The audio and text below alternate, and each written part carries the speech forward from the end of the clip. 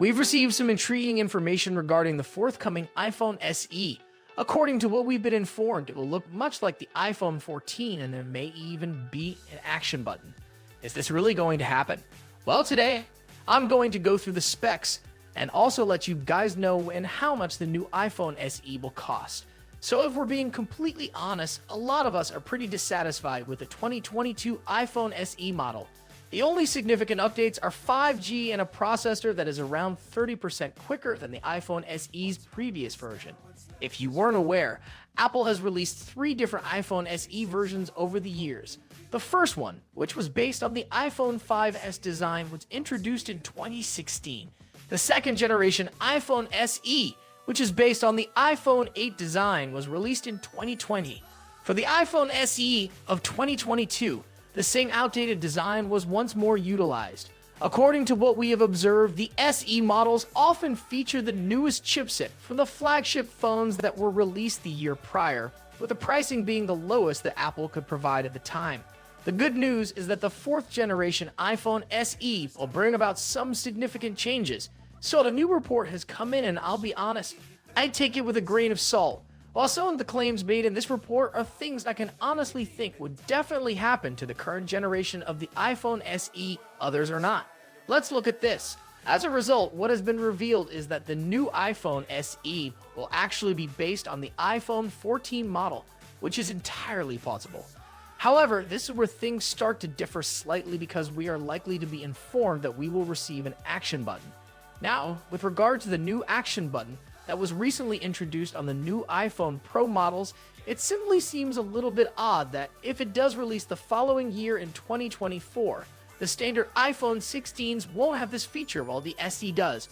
Additionally, we have been informed that the iPhone 14's design will include a USB-C port at the same time.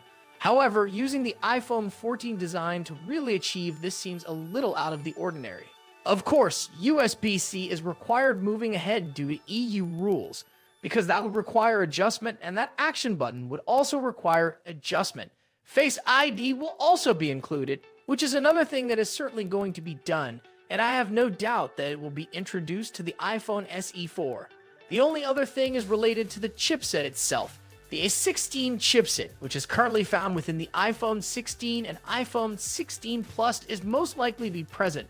Since this is ultimately intended mainly for professional phones, we won't be receiving an A17 Pro model or chipset inside. Thus, it is quite unlikely that a SE would acquire this. The A16 is arguably the more likely candidate. The major lesson here, in my opinion, is that the next generation iPhone Southeast will have a screen size that is at least an inch larger than the one we now have, and everyone is crying out for this. They desire a fresh look for the iPhone SE as well as a somewhat larger model. So the iPhone SE4, the next iteration of the popular smartphone, may come with a 5.7-inch or 6.1-inch display, as I have already mentioned. For this summary that you are viewing, I'm going to keep with a 6.1-inch display. Based on that, it is likely that we will receive an LCD display, which is very similar to the one found in the current iPhone Southeast model, as well as the iPhone 11 and iPhone XR, for example. The LCD display itself will only have a 60Hz refresh rate and a resolution of 2532 by 1170.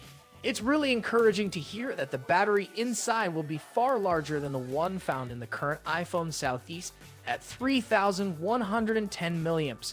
However, the entry-level device will cost $429 for the 128GB version and $529 for the 256GB version. It's really encouraging to hear that the battery inside will be far larger than the one found in the current iPhone Southeast at 3,110 milliamps. However, the entry-level device will cost $429 for the 128GB version and $529 for the 256GB version.